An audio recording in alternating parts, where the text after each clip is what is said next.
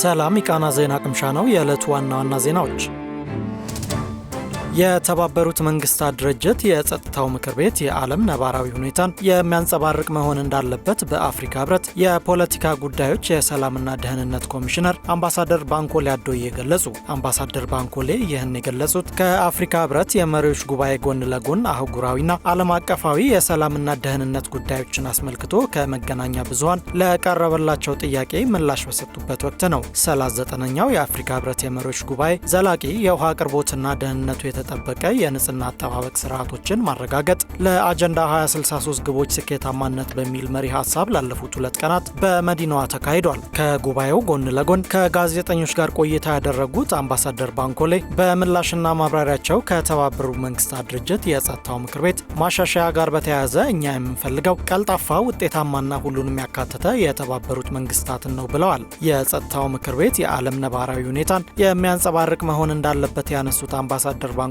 በምክር ቤቱ ለአፍሪካ ቋሚ ውክልና መስጠትና ድምፅን በድምፅ የመሻር ስልጣን ወይንም የቬቶ ፓወር መብት እንድታገኝ ማድረግ እንደሚገባ ተናግረዋል። በህብረቱ የመሪዎች ስብሰባ ላይ ንግግር ያደረጉት የተባበሩት መንግስታት ድርጅት የተመድ ዋና ጸሐፊ አንቶኒዮ ጉቴሬስ በበኩላቸው አፍሪካ በዓለም አቀፍ ውሳኔ ሰጪነት ቦታ ላይ ተገቢውን ድርሻ ማግኘት እንዳለባት ጠቁመዋል። ባለፉት ዓመታት የአፍሪካ ህብረትና የተመድ ትብብር ወደ አዲስ ደረጃ መድረሱን ያወሱት ዋና ጸሐፊው በተለይ ሰላምና ደህንነትን የተመለከተ የጋራ ማዕቀፍ መኖሩን እንዲሁም ዘላቂ ልማትና ሰብአዊ መብት ላይ ትብብር እያደረጉ መሆኑን ተናግረዋል። ሆኖም አፍሪካ በተመድ የጸጥታው ምክር ቤት ቋሚ መቀመጫ የሌላት መሆኑ ታሪካዊ ስህተት መሆኑን ገልጸዋል። በሱዳን ያለውን ግጭት በአስቸኳይ ለማቆም ተፋላሚ ወገኖች ወደ ንግግር እንዲመለሱ በዚሁ ንግግራቸው ጥሪ ያቀረቡት ጉቴሬስ ለህብረቱ የሰላም ማስከበር ስራዎች የሚውል አስተማማኝና ዘላቂ የገንዘብ ምንጭ አስፈላጊነትን አጽንኦት ሰጥተውበታል። ጠቅላይ ሚኒስትር ዶክተር አብይ አህመድ በበኩላቸው በጉባኤው መክፈቻ ባደረጉት ንግግር አፍሪካን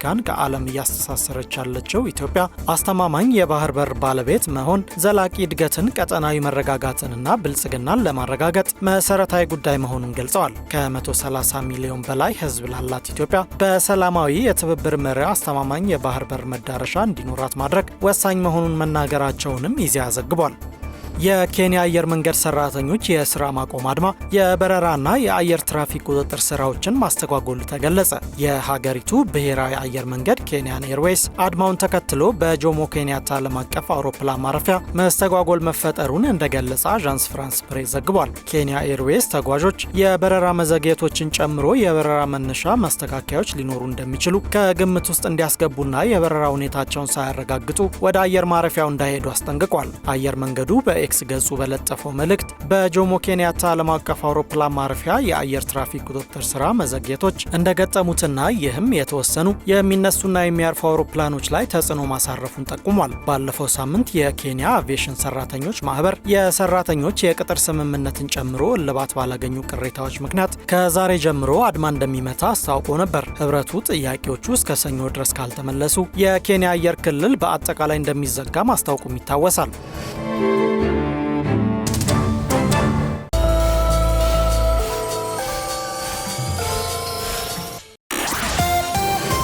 የኢትዮጵያ ኤሌክትሪክ አገልግሎት በሶማሌ ክልል በ940 ሚሊዮን ብር ገደማ ወጪ የተገነቡና 1.8 ሜጋዋት ኃይል የማመንጨት አቅም ያላቸው ከፀሐይ ብርሃን የኤሌክትሪክ ኃይል የሚያመነጩ 4 ፕሮጀክቶች ተመርቀው ለአገልግሎት ክፍት መሆናቸውን አስታወቀ። ፕሮጀክቶቹ የዲግ፣ የኑስ ደሪቅ፣ የጋሻሞና የምርቃን የተሰኙ መሆናቸውንም አገልግሎት መስሪያ ቤቱ ባወጣው መግለጫ አስታውቋል። 4ቱ ፕሮጀክቶች በድምሩ 1.8 ሜጋዋት ኃይል የማመንጨት አቅም ያላቸውና 20.42 ኪሎ ሜትር መካከለኛ መስመር 78.46 ኪሎ ሜትር የዝቅተኛ መስመር ዝርጋታ የተከናወነላቸው እንዲሁም 21 የተለያዩ አቅም ያላቸው ትራንስፈርመሮች የተተከለላቸው እንደሆነ ተገልጿል። ፕሮጀክቶቹ የጤናና የትምህርት ተቋማትን ጨምሮ ከ9500 በላይ ደንበኞችን የ24 ሰዓት የኤሌክትሪክ አገልግሎት ተጠቃሚ የሚያደርጉም ናቸው ተብሏል። እንዲሁም ለግንባታው 940 ሚሊዮን ብር ገደማ ወጪ እንደተደረገና ይህም ከዓለም ባንክ በተገኘ ብድር መሸፈኑ ተጠቅሷል። በሀገር አቀፍ ደረጃ 38 የፀሐይ ኃይል ማመንጫ ፕሮጀክቶች ሙሉ በሙሉ ተጠናቀው አገልግሎት እየሰጡ እንደሚገኙ የገለጸው ተቋሙ በሶማሌ ክልል ብቻ 8 የፀሐይ ኃይል ማመንጫ ጣቢያዎች ለህብረተሰቡ አገልግሎት እየሰጡ ይገኛሉ ብሏል። ኢትዮጵያ፣ ጅቡቲ፣ ደቡብ ሱዳንና ዩጋንዳን በአባልነት የያዘው የደሱ ኮሪደር አስተዳደር ባለስልጣን ስምምነት በይፋ በጅቡቲ መፈረሙ ተገለጸ። ስምምነቱን በኢትዮጵያ በኩል የትራንስፖርትና ሎጂስቲክስ ሚኒስትሩ ዶክተር አለሙ ስሜና የየሀገራቱ የዘርፍ ሚኒስትሮች ተፈራርመዋል። የተፈረመው ስምምነት ለኢንቨስትመንት ምቹ ሁኔታ በመፍጠር የሎጂስቲክስ አቅርቦትን በማቀላጠፍ እንዲሁም አላስፈላጊ የጉምሩክ ሂደቶችን በማስቀረት የቀጠናው የንግድ እንቅስቃሴ እንዲሳለጥና በሀገራቱ መካከል ያለው የትራንስፖርት ፍሰት በተቀላጠፈ ሁኔታ መከናወን እንዲችል ታስቦ የተዘጋጀ ነው ተብሏል። በተጨማሪም አባል ሀገራቱን በመሰረተ ልማት በማስተሳሰር ዓለም አቀፍ ንግድና ኢንቨስትመንትን ለማሳደግ የወደብ ተደራሽነትን ለመጨመርና የአገልግሎት ወጪዎችን ለመቀነስ ከፍተኛ ሚና እንደሚኖረው የትራንስፖርትና ሎጂስቲክስ ሚኒስቴር በፌስቡክ ገጹ ባወጣው መግለጫ አስታውቋል። ይህ ስምምነት ባለፈው ዓመት የተፈረመውን የጅቡቲ ኮሪደር የመግባቢያ ሰነድ ተከትሎ የተዘጋጀ መሆኑም ተገልጿል። የደሱ ኮሪደር ባለስልጣን መመስረቱ በኢኮኖሚ በሎጂስቲክስና በስትራቴጂክ ዘርፎች ተግባራዊ ተጽዕኖ የሚኖረው እንዲሁም የቀጠናውን ትስስርና የድንበር ተሻጋሪ ንግድን የሚያጠናክር ትልቅ እርምጃ መሆኑንም የጅቡቲ ወደቦችና ነጻ ዞኖች ባለስልጣን በኤክስ ገጹ ባወጣው መግለጫ አስነብቧል። እንዲሁም ስምምነቱ የውጭ ገበያ ተወዳዳሪነትን የሚያጠናክር፣ የንግድ መጠንን የሚያሳድግ፣ የኢንዱስትሪ ልማትን የሚያበረታታ፣ የስራ ዕድሎችን የሚፈጥርና በአራቱም ሀገራት በዘላቂነት የጠቅላላ የሀገር ውስጥ ምርት እድገትን የሚያጎለብት ነውም ተብሏል።